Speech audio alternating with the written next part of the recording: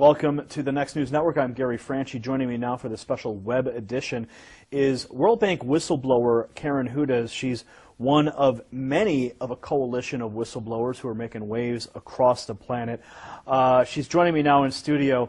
Karen, welcome to the program. Thanks for having me on, Gary. Karen, just before we went to air, we were discussing the global corruption, the global syndicate, the bankers. Who are these people? Who are the individuals? Who are the puppet masters pulling the strings of the bankers? Well, because you had mentioned the Jesuits in a previous interview, so I'm intrigued as to know where is the connection to the Jesuit order, as well as through the Vatican and beyond. There's many secret societies in the world.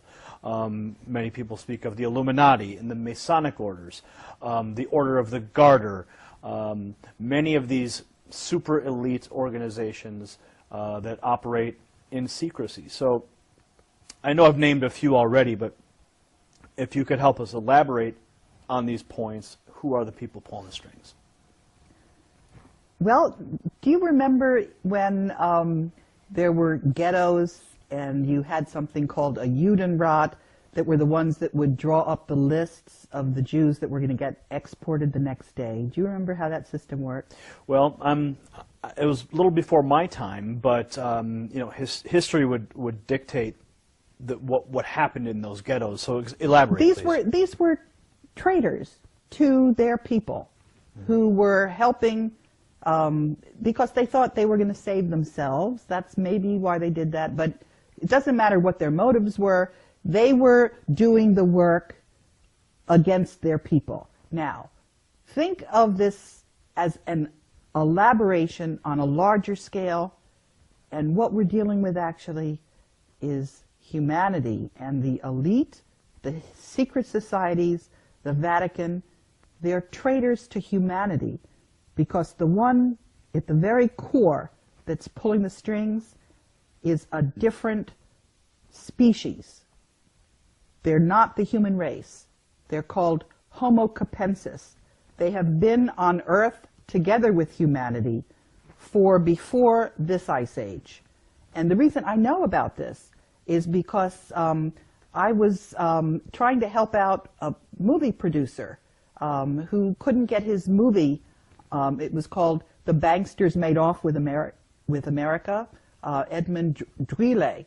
And he introduced me to his network of whistleblowers. One of the people in that network is a neurologist who went to Yale Medical School and was retired, and he was trying to find out what was at the very core of all of this corruption. And so you mentioned this species, an additional species of humans, or no, they're not humans. They are so distinct from humans that if they were to mate with humans, their offspring would not be fertile.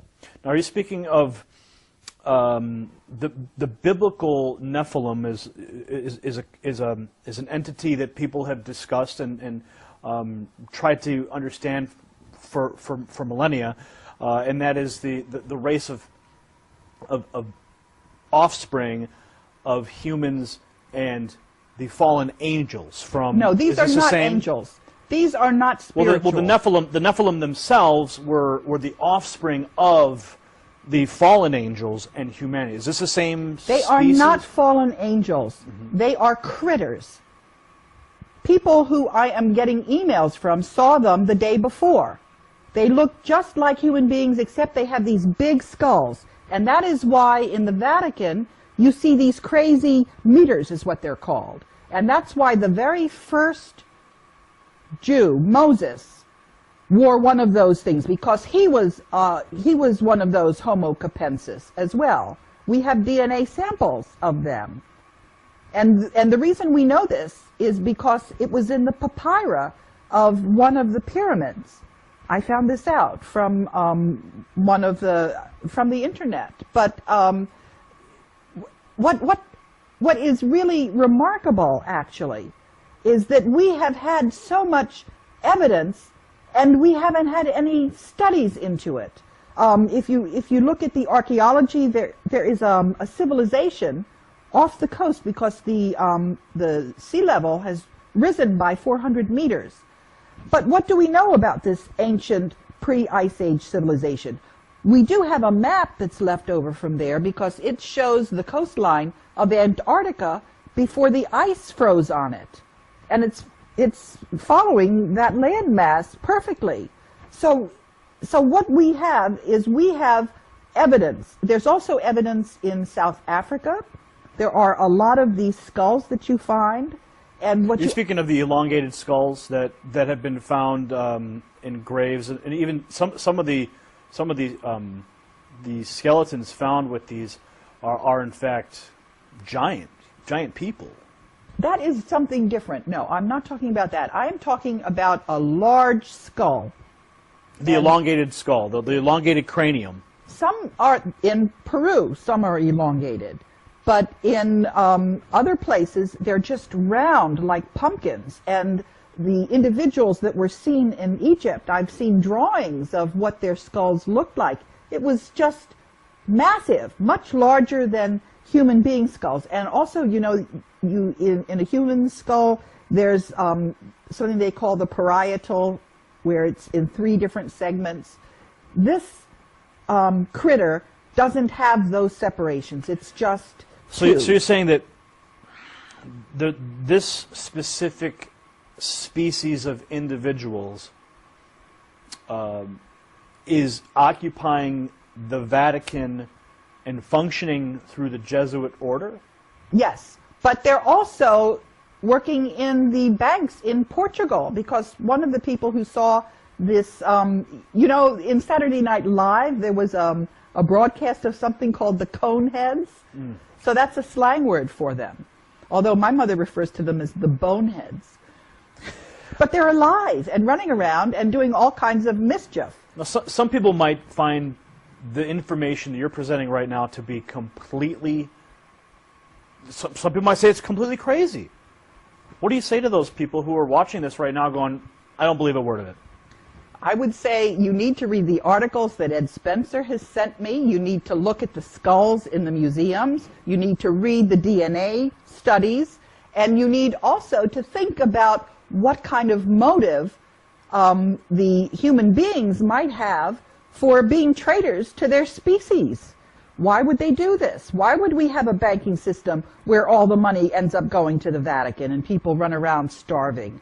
Why would we have, for example, if you look at what the actual teachings of Jesus Christ were, as opposed to when you had translations and various things happened and got put in there. And as some of the whistleblowers have been discussing this, information, articles on Homo capensis have disappeared from the internet. They've been taken down. And other critics who, I don't know why they're getting all the coverage they are, and they've been getting features in Wikipedia. Let me talk a little bit about Wikipedia. Sure, okay? Sure. I had an experience with Wikipedia because I got involved in trying to edit the biography on Robert Zoellick, who was the World Bank president. Mm-hmm. And I was trying to explain to people that the United States had lost the gentleman's agreement, which you could demonstrate. You could see, I couldn't get that into Wikipedia. They were clearly being controlled by this group that is controlling all the capital markets. So do you and think the banks. Do you think that these same people were preventing your Wikipedia edits? Yes, and what I'm trying to say is that this person who was attacking the information on Homo capensis had a big, long article featuring her on Wikipedia. So I know who Wikipedia is. I know whose interests Wikipedia serves. And when somebody who's just starting out gets a big write-up, I know what that really means.